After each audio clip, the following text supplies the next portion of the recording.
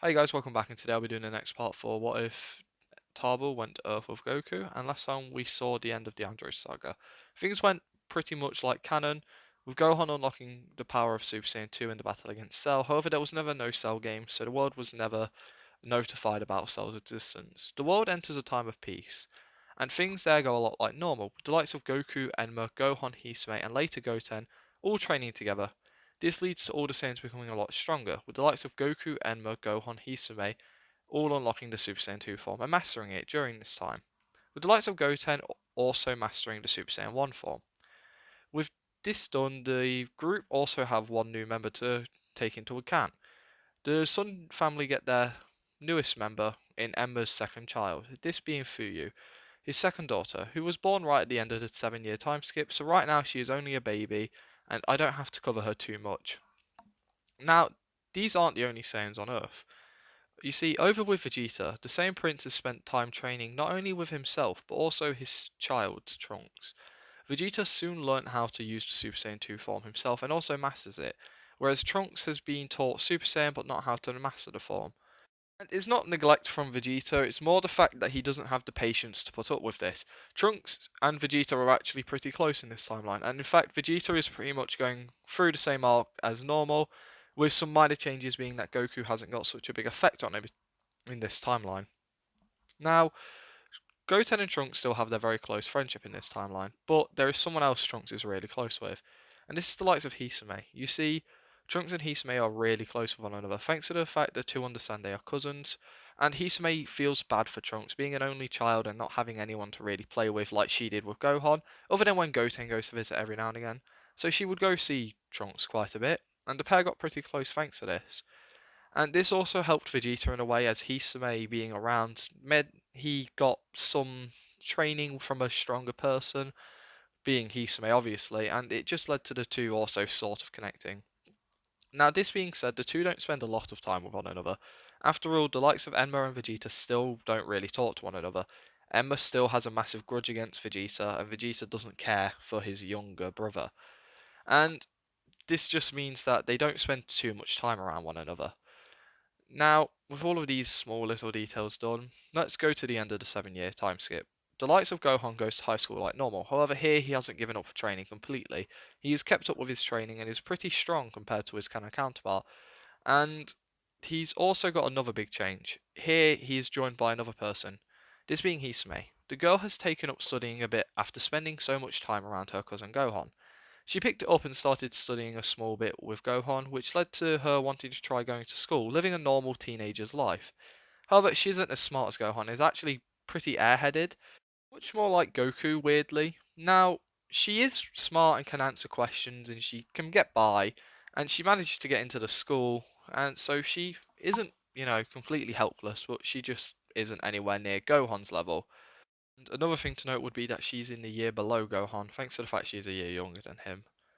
This leads to the pair both heading to school with one another, and eventually it leads to them stopping the bank robbery like normal, and eventually they both become Great Saiyan people, with the likes of Adele taking an interest in Gohan much like normal. And eventually this leads to her figuring out who Gohan is, with this being the Great Saiyaman. And at one point she does confront the two, and goes on pretty normal. However, she hasn't figured out who the Great Saiyan Woman is yet. Keep in mind, her interaction with Hisame would be very limited. Gohan and Hisame might hang out around lunch with one another, and they might go home with one another, but they don't spend too much time in class, so she would have very limited interactions with Hisame. So once Videl had correctly guessed that Gohan is the Great Saiyaman, she goes to guess that the Great Saiyan Woman must be Gohan's girlfriend or something. And this gets a very funny reaction out of the pair, who both begin to scream, and both sort of laugh to this at the same time. They both begin to shout, trying to explain to Videl how they're cousins, and eventually it leads to Hisame showing herself off to Videl. Videl recognises the likes of Hisame from the year below, and also having seen her around school a little bit. This leads to things going pretty similar, with Videl saying how she wants to be trained by the pair, and the two reluctantly agreeing. And eventually Videl would come round the Sun family house for her training. And once she comes over, she is met by two faces which she knows and she's heard of. With this being the likes of Goku and Emma, knowing them to be tournament winners, with the girl learning about how Gohan is the son of Goku and Hisame is the daughter of Enma, Actually turns Videl into a little bit of a fangirl. Keep in mind that Emma is a two-time tournament winner and Goku is won once, so they have a pretty good record between the two brothers. And Videl would know about all of this because Hercule is still the champ here. He's not as popular thanks to not being able to take any credit from Cell, but this does lead to Videl still becoming a martial artist, and of course she would know who past champions are. Also, the battle between Enma and Goku were always really intense, and they were probably much more wide known. Now, with the likes of this done and Videl having calmed down, training goes pretty normal, with Gohan teaching her how to fly, and Hisame helping her learn some more martial arts things. Goten doesn't join this time as he already knows how to fly thanks to Goku being alive. Now, during this time, the likes of Videl and Hisame actually become really good friends. Two actually are quite similar. Hisame and Videl are both happy martial artists, they're both very kind people, they're both very loud when they want to be, and the two click very easily. And alongside this, Videl also develops a crush for Gohan, and Gohan develops a crush for Videl. And this leads to most things going normal, and eventually things about the tournament are brought up, and this leads to Goku and Emma wanting to go another round in a tournament. Goku wants to draw up the, score, and Emma wants to secure his lead. And this eventually leads to everyone joining into the tournament. People are swapped out. For example, the likes of Piccolo is swapped out for Enma, 18 is swapped out for Hisame, and Pintar is swapped out for Tien. And with this done, let's get started. Now, we sort of start off with some of the main things. First off, the kids division would go pretty similar up until the end, where Goten wins. This is thanks to him having gotten training from the likes of his father, Enma, Hisame, and Gohan. He's a much more well-rounded fighter and is quite good at what he does. Now, the real tournament gets underway with the first round being the likes of Tien versus Krillin. This fight goes pretty well and leads to Krillin winning. He only manages to win after some tricky strategies. The pair have a rivalry in this timeline, so this was a very intense fight and they went all out as pretty much from the get-go. Next up will be Enma versus Shin, which is very different from the canon counterpart. You see, in this time we don't have Piccolo to hold back or understand what's going on. Enma has no intentions of holding back. He wants to win. He wants to fight his brother or his daughter or his nephew. Even Vegeta would be a pretty interesting fight. So he wants to win. So when the fight breaks out, the two begin to clash properly. Shin at first tries to hold back to make sure he doesn't give off too much energy, and to also try and make it so the Saiyan doesn't. However, once Enma is held back a little bit, the Saiyan decides to jump up to Super Saiyan. There is no restrictions in this tournament. Cell was never popular, so it was never broadcasted. And once he goes Super Saiyan, the Kai is pushed back massively. The energy Enma gives off is massive and makes the likes of both Spopovich and Yamu decide to take the energy from Enma. With Shin seeing this, he holds Enma in place using his telepathic powers, and once Enma's stuck, he begins to try and break out of this, not noticing the likes of Spopovich or Yamu rushing towards him. In a split second, he makes a terrible decision. He tries to break out of being held in place by jumping up to his Super Saiyan 2 form, and he does this in a brief second, but he only manages to break out for a couple of seconds and is soon grabbed by the Margin servants. Shin gets a much stronger grip on the Saiyan with his telepathy, and soon the likes of Enma's energy is being absorbed. Everyone in the audience is shocked, and the likes of Goku, Hisame, Goten, Gohan, and even Trunks want to rush in and help him. However, the likes of Kibito quickly explains the situation, and everyone tries to keep their calm. Goku is fuming at this, and Hisame is very angry herself. Eventually, the Margent servants get all the energy they want and fly off. Kibito rushes over and starts healing up Ember, while the others fly off towards Babidi and Shin findles them in a little bit more. Things here go mostly like canon. Eventually, Enma catches back up with the group. They watch Spopovich and Yamu be absorbed and destroyed, and eventually Deborah attacks, kills Kibito, and this time he spits on Krillin and Goku, turning the pair to stone. With the likes of Goku being turned to stone, this enrages the likes of Hisame and Gohan. Both, within the span of maybe an hour or two, have watched their fathers be taken down in tricky and stupid ways, and all for terrible reasons. With this happening, the remaining group head off into the ship, with the likes of Vegeta, Gohan, Hisame, and Emma getting ready to fight. Tien is also here, but he plans on sticking to the back unless, of course, he is absolutely needed. Keep in mind he doesn't have any way to keep up with the Saiyans in this timeline. He's in here to make sure that he can avenge his friend Krillin, who is also his main rival here. Now, the first opponent, like normal, was Pui Pui, and like normal, Vegeta walks out, completely destroys Pui and heads back off to the group. With him taken down, the floor below is where Yakon is. Yakon gets ready to fight, and Vegeta is almost about to step out when Enma walks out, using the same strategy as Goku from Canon, defeats Yakon with ease. Next, they go into the room just below this, and this is where Dabura sits around. With the likes of Gohan seeing Dabura, he powers up to his Super Saiyan form and rushes straight at the Demon King. With Dabura panicking a little bit, the pair clash for a few seconds before Dabura realizes that Gohan far outranks him, and a bit of panic begins to overtake him. Soon, after a few moments of clashing, Babidi contacts Dabura, saying how he needs to push the fight out for just a few more seconds. Then, Majin Buu will have enough energy. You see, this version of Enma is stronger than the canon counterpart of Gohan, and this is thanks to the fact that everyone has been ahead of their canon counterparts for absolute arcs. Since the very beginning, everyone has been a lot stronger. The only reason Cell was ever a true threat is because the androids will grow stronger if the group is stronger, and this means that everyone here is pretty jacked up compared to where they normally would be. So everyone in the Buu saga is a lot stronger. So getting energy from a Super Saiyan 2 Enma earlier was enough to pretty much almost feed Buu completely. They only needed a small bit of energy, and it's giving off right now.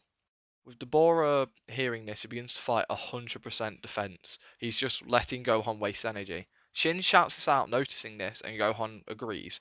He decides he's going to jump up to his Super Saiyan 2 and finish this. With him doing so, he ends Dabura in one swift blow. And after a few seconds of the area being quiet, soon the laughter of Babidi fills the air, and the group are teleported outside.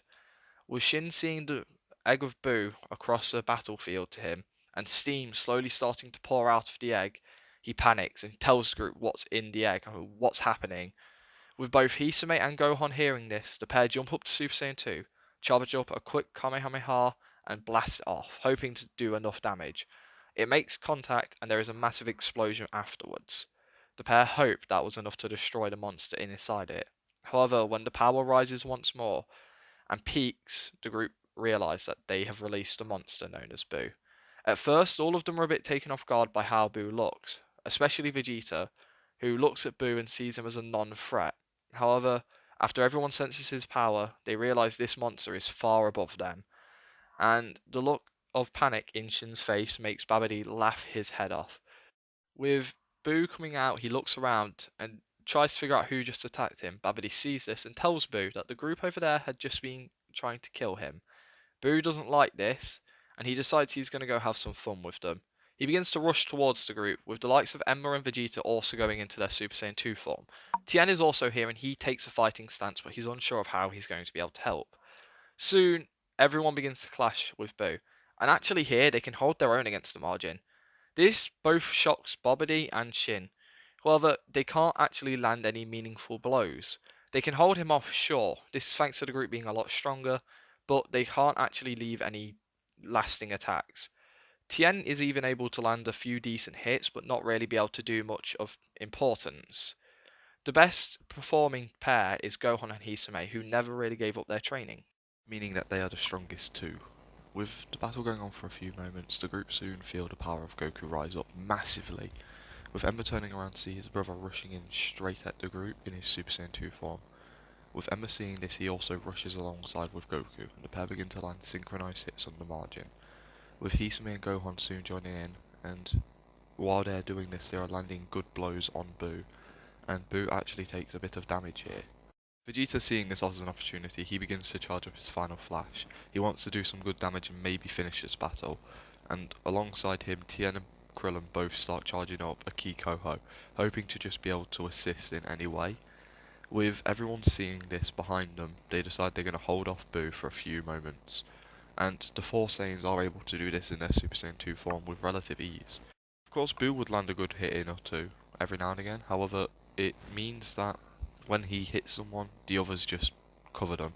It's a pretty good system, and thanks to their group's synchronized attacks, it means that the margin can't do much. Eventually, Vegeta shouts out for everyone to move, with him shooting off his final flash. This makes contact with Buu, and then the likes of Tien and Krillin fire off their Ki Koho, just one beam, just to, support Vegeta's final flash. and this begins to push the margin miles away, and slowly it's ripping him apart. The others seeing a chance to try and finish this, they all power up quickly and send off a quick blast. This helps Vegeta's final flash and slowly begins to completely destroy Buu, and before he ever gets a chance to react or regenerate, he's completely absorbed by the attack and destroyed. The group are quite tired out by this, however they are in pretty decent condition at the same time.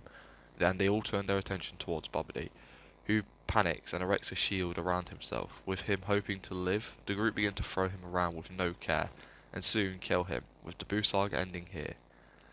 And Shin thanking the group, and much like normal, they would help revive Kibito and anyone who might have been caught up in any sort of damage in this fight. Even though most civilians were away, there might have been someone who got caught up in some sort of crossfire.